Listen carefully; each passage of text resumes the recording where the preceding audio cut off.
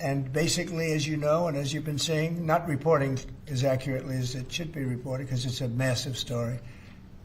Business is coming back to the United States so that they don't have to pay tariffs. And I think also because of November 5th, the election, they're very happy.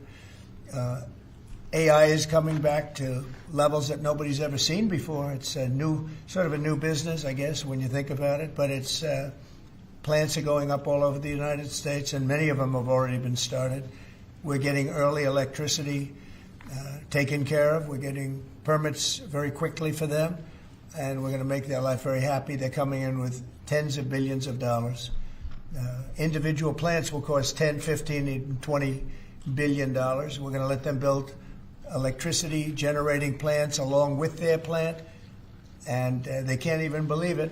And we're going to get them very quick permits, as I've done always. I did that in Louisiana with 2 LNG plants. I got them one permit in 1 day after waiting 14 years, and the other one in 1 week after waiting for 12 years.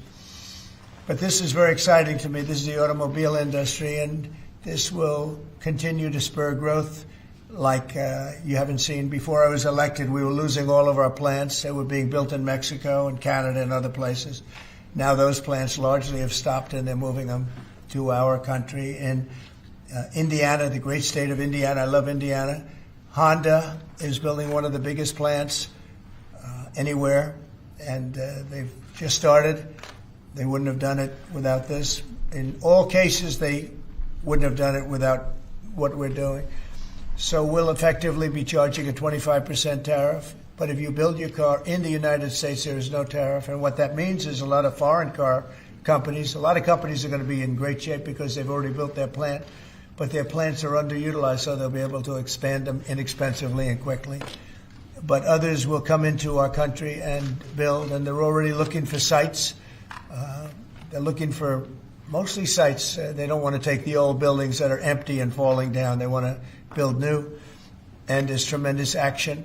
There is likewise for other companies and countries like the chip-making process. Your chip bill was a disaster done by Biden. All he does is give tremendous amounts of billions of dollars to chip companies that will do nothing with the money. They're not going to use the money here. They're going to just keep it. They have plenty of money. The one thing they have is they have a lot of money. In our case, all we're doing is saying you can't come in unless you build here. And the largest chip company by far is manufacturer from Taiwan is building here, and it'll give us almost 40% of the chip market just with that. They're spending almost $200 billion in the United States to build a plant, and they've almost started. They'll be doing much of the work in Arizona. So we have a lot of exciting things, but to me, this is one of the most exciting. Now, outside of one specific day, and that's Liberation Day. That's the real Liberation Day of America, and that's going to be in April 2nd, and I look forward to it. We'll have a little news conference. We'll talk about it, but this is very exciting. So we're signing a executive order today that's going to lead to tremendous growth in the automobile industry. As you know, the electric mandate that we did allows you to buy a car now, electric or gasoline-powered or hybrid. You can buy any car you want. We had it so that within a short period of time you had to buy all electric, and the country could never provide the money necessary to build all of those power plants that you would need all over the country. As you know, in the Middle West, they built 8 power stations. That's like the size of this desk or smaller. And they ended up spending $9 billion on 8. And of the 8, 4 of them didn't work. And we're not doing that. So you can buy electric, or you can buy gasoline, or you can buy hybrid, or you can buy whatever you want to buy. And that's the way it should be. The market's going to determine that. And you're going to see prices going down, but it's going to go down specifically because they're going to buy what we're doing, incentivizing companies to, and even countries, but companies to come into America and build. And we're already setting records for new plants. I think the new plant number, the tally is just within a period of a few weeks. It's very large. I want to be accurate. It's very large. And I'd like to ask Will just to come and give some of the basics, and then I'll sign it, and it's off to the races. I think our automobile business will flourish like it's never flourished before. Yes, please, Will. Thank you, sir. As you stated, we've prepared for your attention a proclamation imposing a 25% tariff on foreign-made cars and light trucks. This is in addition to tariffs that are already in place on those goods. In addition to, as you said, spurring increased domestic manufacture of cars and trucks, we expect that these tariffs will result in over $100 billion of new annual revenue to the United States of America in tariff revenue.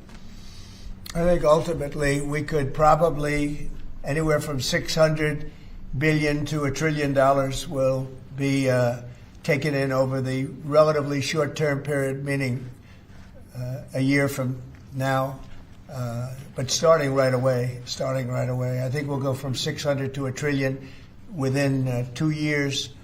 And I think we'll be right from the beginning, we're going to be at a very high number, right from the beginning. And right from the beginning, you're going to have a lot of construction jobs, but you're also going to have a lot of automobile jobs. So this is very exciting, but it's also exciting because of what's happening with other aspects. We're going to be doing tariffs on pharmaceuticals in order to bring our pharmaceutical industry back. We don't make anything here in terms of drugs, medical drugs, different types of drugs that you need, medicines. It's in other countries, largely made in China, a lot of it made in Ireland. Ireland was very smart. We love Ireland. But we're going to have that. We're going to have lumber. We're going to free up some of our land. And you'll be able to meet a lot of other standards like fire cuts. If Los Angeles had fire cuts, which they didn't have, that's a gap of half a football field between areas. You wouldn't have had the fires. They would have been contained. But you have fire cuts. And by the way, you sell that wood for a lot of money, a lot of profit is made from that. But we're going to be doing lumber. We're freeing up our land so that we don't have to use outside sources of lumber. Energy, we're doing fantastically well at. The energy prices have been coming down rapidly as we increase supply, and we've already done that. Chris and Doug are doing a fantastic job on that. That's Department of Energy and Department of Interior. And they're working together hand in hand because Interior has the land and Energy has the ability to do the drilling and do what they have to do. Our coal areas are going to be opened up for clean, beautiful coal. Germany's opening up many coal plants now. They tried the wind and it didn't work. They almost went out of business. They almost went bankrupt. They tried wind, which is a disaster because it's too expensive and it doesn't look good, kills all the birds, a lot of problems. But Germany is now building a lot of coal plants. China is building one a week. Think of that. And they're using coal, which is very powerful. Coal is a very powerful energy. And we're opening up our coal mines again, and we're going to do, I call it beautiful, clean coal. The technology is so good now that coal can give you tremendous power at the same time. It can be very clean. But we're also obviously doing oil and gas and various other things. You can do pretty much whatever you want. We don't like the wind because we think it ruins the landscapes, the plains, ruins them. And it's got a lot of problems. It's also by far the most expensive energy. It looks horrible in the oceans. It's dangerous in the oceans in terms of navigation. And if you look at what's happening with whales, in one area, they lost 2 whales, like in 20 years, washed ashore. And this year they had 17 wash ashore. So there's something happened out there. There's something driving the whales a little bit loco, but they lost 2 in 20 years. And now they lost 17 in a short period of time. So it's something wrong out there. So this is very exciting. This is going to lead to the construction of a lot of plants, in this case, auto plants. And you're going to see numbers like you haven't seen, both in terms of employment. It takes a little while.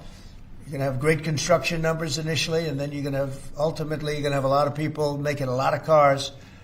And one other thing, we have the Speaker of the House with us who's doing a fantastic job. And where's Mike?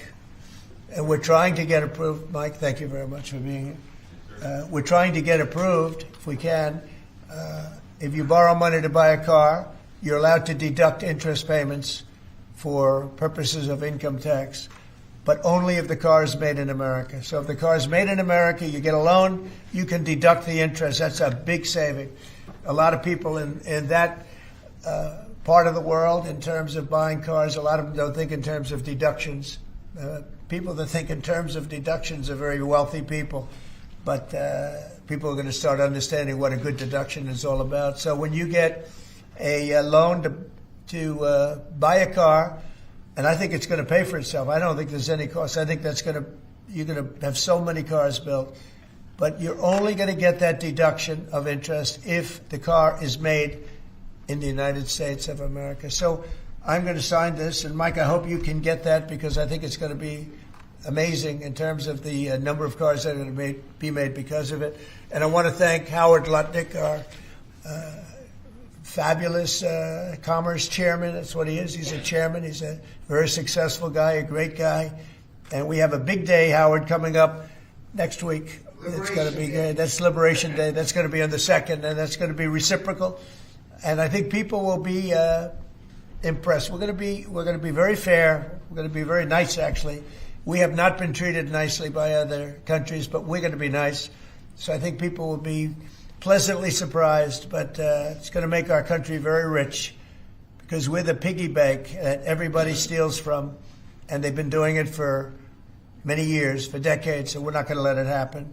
So, but we're going to treat people very nicely. We're going to treat other countries very, very nicely, and I think it's going to have a very positive effect on everybody, including those other countries. So I'll sign this, and we will see you again on April the 2nd. In terms of this, it's going to be another round, and it's about making America great again, making it strong and prosperous again. Thank you very much. Sir, So, this Mr. is like President, on on tariffs. Corvette. Can I ask you about tariffs, Mr. President? On the car tariffs, how do you assure that a car coming into the country is fully built? Could an automaker in Germany say, leave the tires off a car? Yeah, we're going to have very strong policing, and it's pretty easy to do. If parts are made in America and a car isn't, those parts are not going to be taxed or tariffed. And we'll have very strong policing as far as that's concerned. For the most part, I think it's going to lead cars to be made in one location. You know, right now, a car would be made here, sent to Canada, sent to Mexico, sent all over the place. It's ridiculous. So this is a very simple system. And the beauty of the 25, it's one number. It's not up or down depending on the cost of the car. It's one number. And that number is going to be used to reduce debt greatly in the United States and to build things, reduce taxes. I mean, basically, I view it as reducing taxes and also reducing debt.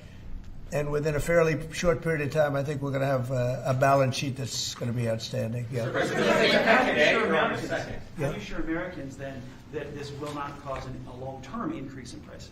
Well, look, I think we're going to have a market the likes of which nobody's ever seen before, not in this country. You know, we had the best market ever in my first term. It was the strongest market ever, the best economy ever. And I think I think this blows it away. But this is something that people have wanted to do, presidents have wanted to do for a long time. A lot of them didn't understand it. It wasn't a priority for them. But foreign countries understood it very well. And they've really ripped us off at levels that nobody's seen before. But that's not going to happen. Mr. President, is this for today or on April 2nd, the auto tariffs? Say it? Do these auto tariffs go into effect today or on April 2nd? They go into effect on April 2nd. We're signing today. It goes into effect April 2nd. We start collecting on April 3rd.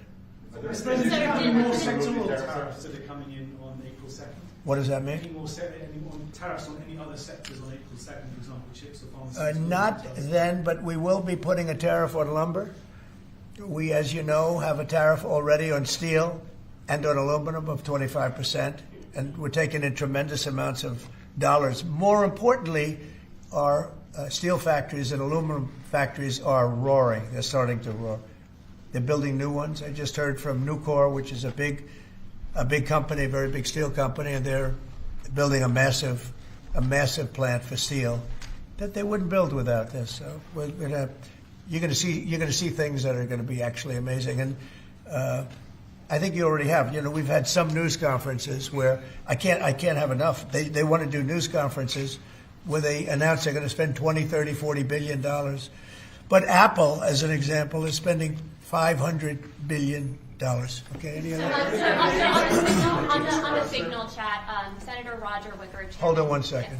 Mr. Go ahead. President, reciprocal tariffs next week. Will those be immediately effective April 2nd on all countries, or will you focus on the worst offenders? No, we're going to make it all countries, and we're going to make it very lenient. I think people are going to be very surprised. It'll be, in many cases, less than the tariff that they've been charging us for decades. So I think people are going to be very, very surprised. Why is On that? these auto tariffs, I think they'll be pleasantly surprised. I don't know. I think we're trying to keep it somewhat conservative. and on these auto tariffs, we saw obviously the NASDAQ 100 go down 2% at close, S&P 500 down 1%. What are you concerned Is that about today? that market reaction? Today? Yes, sir. I didn't say that. I want to see the jobs. I want to see that'll all take care of itself. That could take care of itself in 1 day, 2 days, or 1 week. Are there any conditions under which you'd remove these auto tariffs, sir, or is this permanent for the rest of your term in office? Oh, this is permanent. Yeah, 100%. Yeah. Are you on there? So did Elon Musk advise you at all on these auto tariffs? No, because he may have a conflict, so we don't talk. I've never talked to him. Elon's amazing. He's never asked me for a favor in business whatsoever. I'm actually a little surprised by it. I might do it. I might not do it. I do what's right, and he'd want me to do what's right. No, he's a patriot. He has never, these are big deals we're talking about. This is probably nothing like this. And I've never had Elon come and say, would you do me a favor with the mandate or the electric mandate or anything. He's never asked me for anything. Sir, also, what's your response to Republican lawmakers who have said today that your administration should take more accountability and not downplay what's happened with Signal that we've seen in these messages today? Well, I don't know about downplaying. The press upplays it. I think it's all a witch hunt, that's all. I think it's a witch hunt. I wasn't involved with it. I wasn't there, but I can tell you the result is unbelievable because the Houthis are looking to do something. They want to know, how do we stop? Can we have peace? The Houthis want peace because they're getting the hell knocked out of them. It's been very, very strong. The Houthis are dying for peace. They don't want this.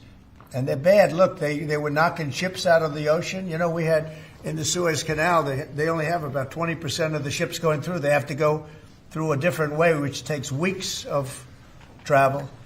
And that really affects commerce. But the Houthis have been hit hard, and they want to negotiate peace. But I don't think they're quite. Nothing classified that was shared? Say it? Do you still believe nothing classified was shared? Well, that's what I've heard. I don't know. I'm not sure. You'll have to ask the various people involved. I really don't know. I can only tell you this. You don't want to talk about it. The Houthis have been horrible to the world. What they've done, killed a lot of people, and knocked down a lot of ships and planes and anything else. It's not just the ships. And they have been hit. They have been hit harder than they've ever been hit.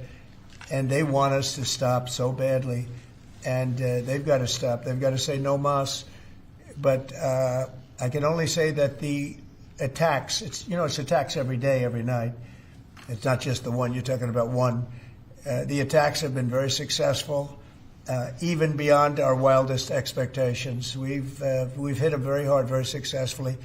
And we're going to do it for a long time. We're going to keep it going for a long time. Senate Republicans have said that they have formally asked the administration for an Inspector General report on the Signal issue. Will you agree to that? It doesn't bother me. I don't know. I want to find if there's any mistake or if Signal doesn't work. It could be that Signal is not very good. It's a company. Maybe it's not very good. I think we'd rather know about it now. There was no harm done because the attack was unbelievably successful that night, and it has been unbelievably successful every single night for the last 4 or 5 nights. So, And that's the thing that you should be talking about. This is something that should have been done by sleepy Joe Biden, but he was asleep at the wheel, other than when it came to stealing money, of course. Joe Biden should have done this attack on Yemen, which is basically a certain group within Yemen, the Houthis, and this should have been done by Joe Biden, and it wasn't. And that's caused this world a lot of damage and a lot of problems. He's responsible, but he's also overseeing the investigation to find out what went wrong. Maybe Who's responsible? Mike Waltz says that he's responsible. Well, yeah, Mike Waltz, I guess he said he claimed responsibility, I would imagine. It had nothing to do with anyone else. It was Mike, I guess. I don't know. I was told it was Mike. But again, the attacks were unbelievably successful, and that's ultimately what you should be talking about, I think. No, Mike he took responsibility for it. Should his position over this, Mr. Say it? Should Secretary Hegseth consider his position over the signal? Hegseth is doing a great job. He had nothing to do with this. Hegseth. How do you bring Hegseth into it? He had nothing to do. Look, it's all a witch hunt.